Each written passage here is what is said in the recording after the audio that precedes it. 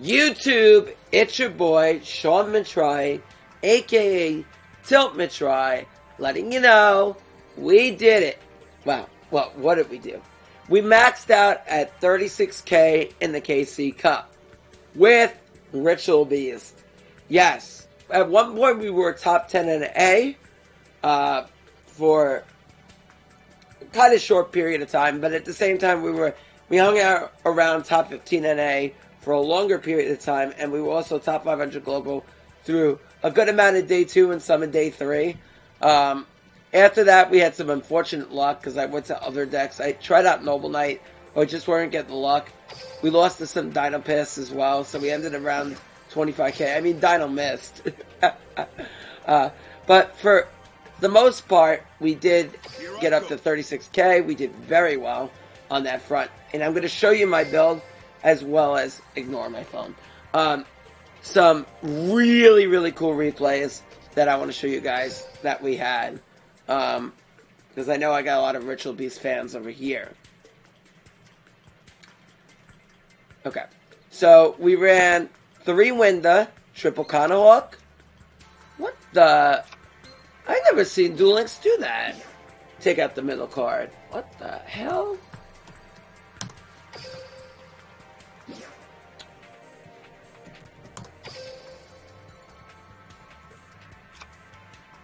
Alright, let me try this again. Is that a bug? Okay. Anyway. 3 Winda, triple Hawk, 1 Paddlefin, double Elder, 1 Apaleo, 1 Laura, 3 Book of Moons. Now, earlier on in the KC Cup, our list looked like this. I'm going to show you in a second. 3 books, 1 return, 1 needle, 3 floodgates, and 1 ambush. But earlier on in the KC Cup, our list looked like this. And the reason why is this was meant to counter Gaia. Because if you MST their field spell, then they lose their grind game, and you can outgrind them.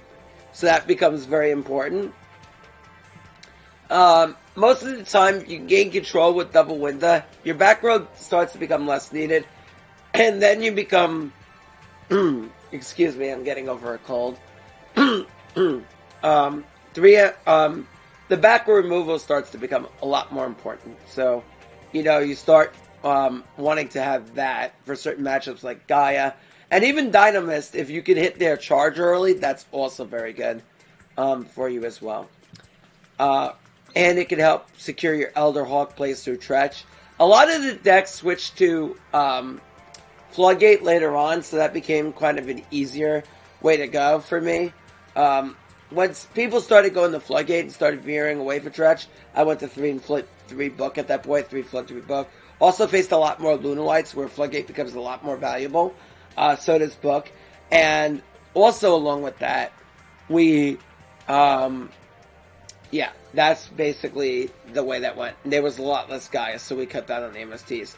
Anyway, the extra deck was 2 ulti Paleos, 1 ulti Conahawk, and I got a Prismatic ulti Paleo, finally. 2 ulti Conahawks, 1 ulti Pedalfin, 1 Diagusta Emerald. I'm going to talk about this card in a second. This card is absolutely incredible. We're going to go over it. We're going to talk about it.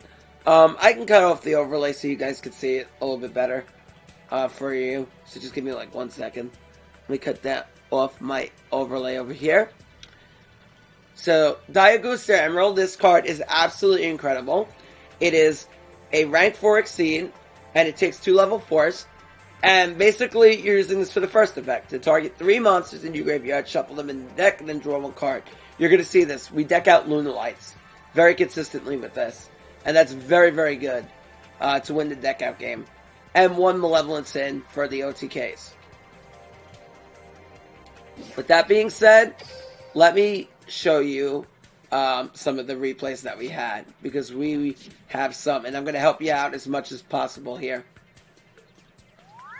Okay, that's not the replay button. That's not the button. So let's get to some replays.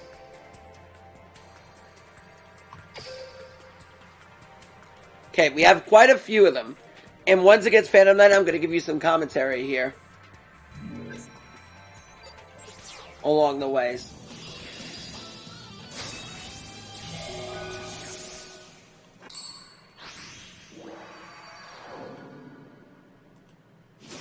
This one was Dynamist, I believe.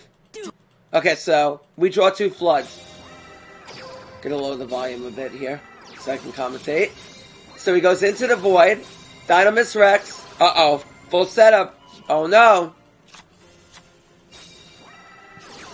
Goes Terran and Rex. Gonna pen summon for 3. Summoning out Rex and Spinos and the 3rd Dynamist. We draw into another Flood. I'm going to show you here how we OTK through 3 monsters. And Grit. So first we go Elder Hawk. We can't win this turn. We go into our Ulti Paleo. We're going to immediately tag back out in Elder Hawk. In this position, against Dynamists, when they have 3 floodgated monsters, you want to banish Petalfin here. And we're going to go into Ulti Kanahawk, tagging 1 monster we want to summon in, 1 we don't. So that would be Petalfin Kanahawk as Chainlink 1. Petalfin Winda is Chainlink 2 to search another Winda. And we're going to bounce. We're not going to bounce this turn, because when we bounce, then we give him room. And we do not want to do that. Now, keep in mind, when his monsters are floodgated here, he cannot, they are not protected by Dynamist protection effects, because they are floodgated and they are not known to be Dynamist by public knowledge. We're going to bounce. Then we're going to go Ulti Hawk. And very important here, we're going to take in the Elder Petalfin first. And the reason being is we need to be able to get enough searches to set up our Lara play. And to Malevolent Sin needs to be the second thing we do. So we need to have 2 level 4s, that being Winda, and that being your Paleo. Now we're going to summon Winda and a Paleo, and we're going to search a return. That's not going to be important here. We're going to Paleo boost. This is very important. Do not banish Kanahawk here. Do not banish the Kanahawk. Because we need the Kanahawk to revive to get to 19. So 24 plus 19, and then we swing Lara for game. We do not fuse here. With 1 life point, that OTK's through Grit. So, very good, very good, very good. We also went Spear. I didn't bring this up for a period of time.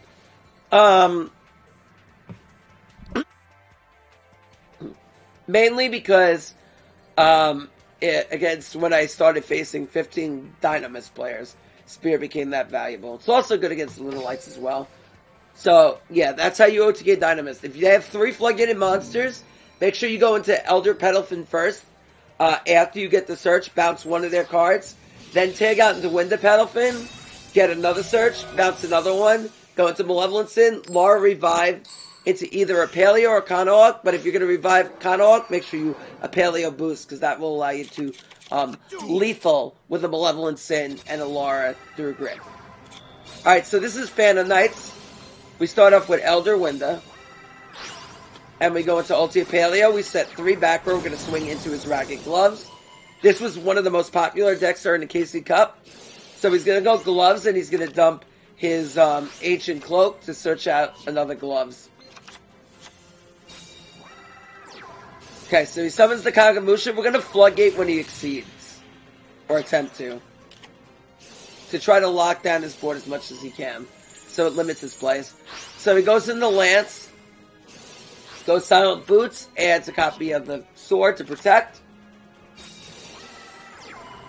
We're going to tag out an Elder Winda here. We're going to go into Ulti Paleo, and we're going to swing. Oh, I forgot to say, on day 2, we had a 95% win rate from 14 to 32k. I should say around a 90% win rate. 90% win rate, which is extremely good. So he goes into Break Sword. Break Sword will pop the return. Now again, he popped Elder here, that's right. But if we were in a case where we didn't have to set return, we wouldn't, because he's most likely going to pop that or an ambush. But in this case, I really wanted to keep Floodgate in, just in case he opened up MST or Cosmic Cyclone here. But if I didn't want to do that and open up straight Elder Hawk, I keep returning the hand. So that way it doesn't Break Sword that. The only exception to that, there's only one exception to that rule. And the only exception to a rule like that is if I open up like Elder Winda. then I might set like return or ambush, because if he hits the monster, then he's gonna force me into a lethal line where he can go into Malevolent Sin and kill me. So that might be the only time I do that. Okay, so he lances his only monster here, Big Brain, to play around D-Draw. But that gives us room for a top deck, and top deck we do. We're gonna banish Wind off return to be able to resummon back the Elder, and then we're gonna be able to resummon the Wind and the Pedalfin. And we're gonna pick up another copy. We're gonna pick up a copy of the Paleo and be able to bounce his Malevolent Sin here. And we're gonna sit because he's clogged. Now we clogged him. And now we're gonna tag out into Wind that Paleo. Generally, you always tag out into Wind to play around Tretch. That's exactly why. Like I told you guys, we just played around Tretch. I read the Tretch that he said it. So we tag into Ulti Hawk. That way in the main phase, we can target Elder Winda, and we can tag out again and go into Ulti Hawk and start searching.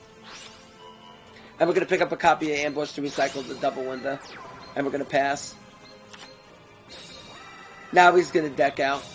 We're way ahead on deck out advantage. At one point we were on bottomless, but that really didn't last too long because I didn't feel like bottomless was that great for us, especially against a deck like Phantom Knights, but we take that one very easily. So again, key points to be taken there is that in a situation like that, this guy's top 100 global.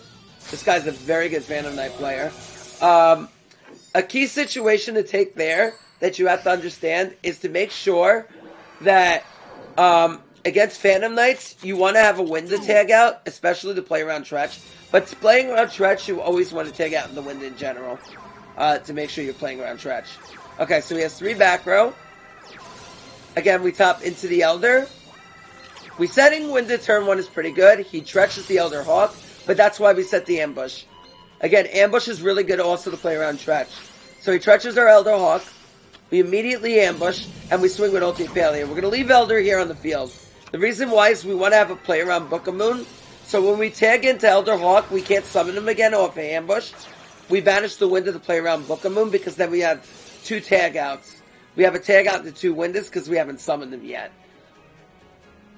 And that's very important to know. Also, double Winda, it makes it harder for them to break your board. So he lances here.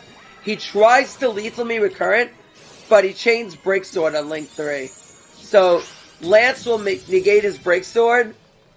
He won't get an 800 boost. He goes up to 32 and does not have lethal. GG. We would have killed him next turn with a Pedalfin bounce. So that's just a GG. So you can see, we're taking down some very good players here.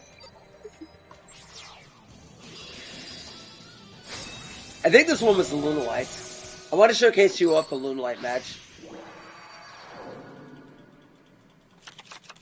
Duel. Okay, this one we opened up really well. He sets 3. Elder, Kanahawk, because we opened up double Winda. It doesn't really serve us well to summon Winda here. Plus, I don't think he's... I mean, if it's Gaia, then we could potentially lose to Tretch. But I'd rather risk it to get double Winda in the banish pile. Well, in this case, we send Elder Hawk to the grave. Yeah, we didn't get double Winda set up because I wanted to play around Book here. But in this case, what we did is a very 5-headed play that most Ritual Beast players would not do. So you have to listen to me on this one. Okay? So what we did is we summoned Ulti Kanahawk. Now, to ensure we play around Book of Moon here, what we do is, instead of tagging out into Winda Pedalfin, we summon Ulti Kanahawk and immediately commit a Raw Search. Since we have 4 monsters in the banish pile, we send Elder and Hawk to the graveyard to search a copy of Ambush. And then what happens is we play around Book of Moon because we have a tag out into Winda and Pedalfin. Also, if he disrupts us, we also have an Ambush Elder Kanahawk tag out in the next turn to ensure we don't die. With us also having the Floodgate. And that gives us a bit of play around through MST as well. Now, another point to bring up is since he's drowning, we can immediately tag out and summon our Winda and Pedalfin. So he's smart. He holds the Cyclone, gets rid of the Floodgate. Smart play. He's on Buster Blader, so draw sense low level. We'll search him a copy of the Fusion. Now we immediately bounce. This will get us double Winda. We go into the Ulti Hawk. We're going to target into the double window. And we're going to bring back Winter Petalfin. The reason why is because we already know what his face down is. It's not Book. It's his trap that summons Buster Blader out. And I want to force him into it. So I can attack over his tuner. So we go into Sin here. And this will threaten lethal. Well, this won't threaten lethal because he discarded the Buster Blader. It did not threaten the lethal, but it forces him to fuse. Because otherwise he will get lethal. So this forces him to fuse. I wanted to force the fusion out here. That's why we made all those plays. Okay, so he goes to Well. Normal summons, and we're going to hit him immediately with a Floodgate so he can't Synchro Summon. Now, a thing you need to understand here is you want to Floodgate the tuner. And the reason why you want to Floodgate the tuner and not the Synchro is because if they Synchro Summon and you Floodgate it, your monsters are going to go to defense position. The reason being for that is because Buster Blader is a continuous effect. This effect does not activate, nor does it trigger. What happens is this is just continuous, and if they summon it, the Synchro, you immediately become Dragon, and the minute you become Dragon, you will go to defense. So, before they summon the Synchro, hit the tuner. Think Spirit Dragon. The same thing. You want to hit the tuner here. So we let him attack over the Sin. He can take it. We don't care. We're going to tag into Winter Hawk.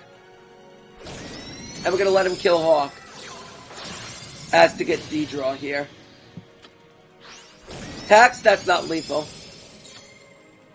If we let him Synchro, he would have had lethal. So what we're going to do here, very big brain. We're going to go Lara Paleo, then Chainlink to Ambush. So that way we can summon Lara Petalfin. And because we ambushed on Link 2, we're going to be able to summon 3 monsters. Lara Petalfin will come out first, then the Apaleo will come out.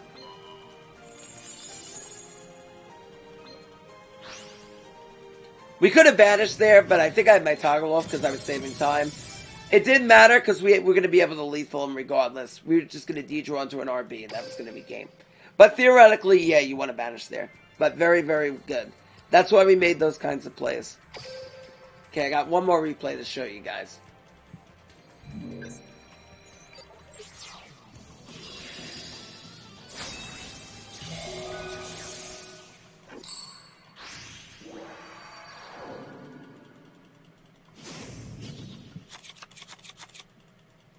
Okay, we bricked here. This is not a good hand. This guy made some really bad plays, though. But we did make some good plays to restrict him off doing a lot of what he wanted to do here. So he goes turn 1 Every. Jet Synchron brings out the level 8. Level 1 does not Synchro, for whatever reason. We're just going to Petalfin bounce Every. That's all we want to do. Get rid of it. We shouldn't have set Book here. That was the only thing I regret doing, because he's going to pop it anyway. I just realized he wouldn't pop the Petalfin. So, theory, we shouldn't set Book. But he locked himself. Because he was that obligated to press for damage. But Floodgating the Lev is a very good play here.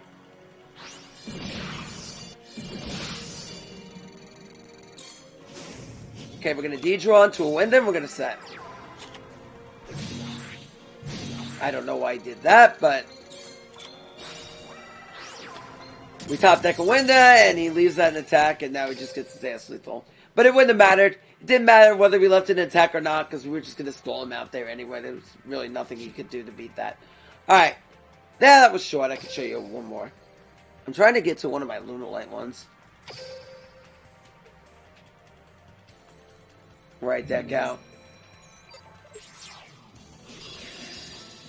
Oh, this was another Buster Blader one, I think. So this will be the last replay.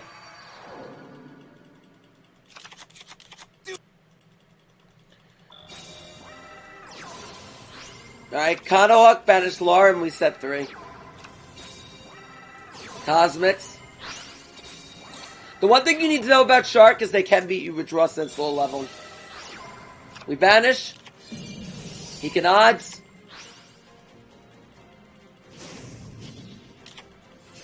There it is. He discards. Chains the Canadia. Chains the Cosmic. We MST.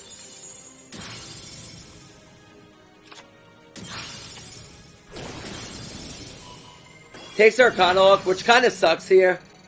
Because then we have nothing for Laura. We can't floodgate this because he summoned it on Chainlink too. So we set. And we're going to floodgate here. We can flood the Synchro here. Because he's no threat with a fusion on the field. So it's fine to floodgate the Synchro.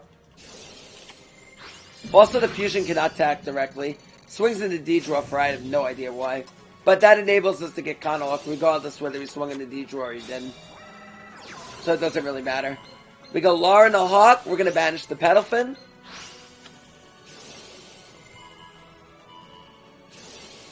Now he can fuse from the grave, but we want to force him to do it.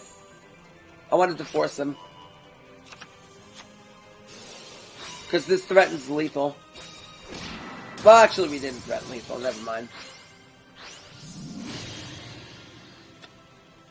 Theoretically, we could have D-drawed into another floodgate. That could have been another play we could have done. But he's going to be able to fuse from the grave. Book of Moon would have been a little bit safer for us to D-draw into. But a Paleo has its benefits as well.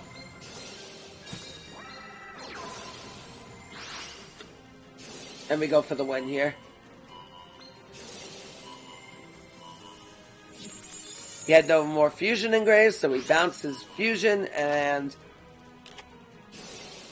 Oh, that's another play I wanted to bring up. What I did here is I made a pro play. I tagged into Elder Pedalfin first. The reason why is I wanted to bait... I knew he had a Canadia in the hand, so I wanted to bait out the Canadia here by tagging into Elder Pedalfin first, so I have a level 4 to revive. This is another good reason why we went a Paleo. So if we went Book of Moon, we wouldn't be able to go into a Paleo as easily. So D-drawing into the Paleo was very good too. GG. So you bait out the Book of Moon, so that way I can go... I mean, the Book or Canadia, so that way we can go into Malevolent Sin. We knew it was Canad because he didn't have a delay. So that's GG. And those are the replays.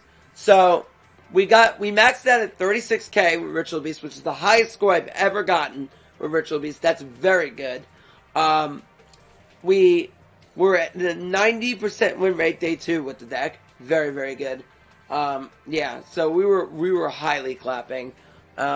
Make sure, if you want to see a potential Ritual Beast climb this season, make sure you follow me on Twitch. I stream both Duel Links and Master Duel. So if you're into Master Duel, I do that too.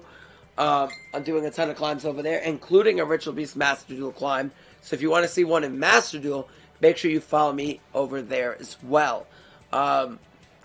Yeah.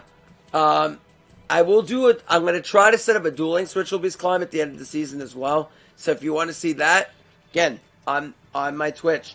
Also, if you enjoyed this video, like, comment, subscribe. I appreciate it. Until next time, it's your boy, Tilt Matry, signing out. Peace.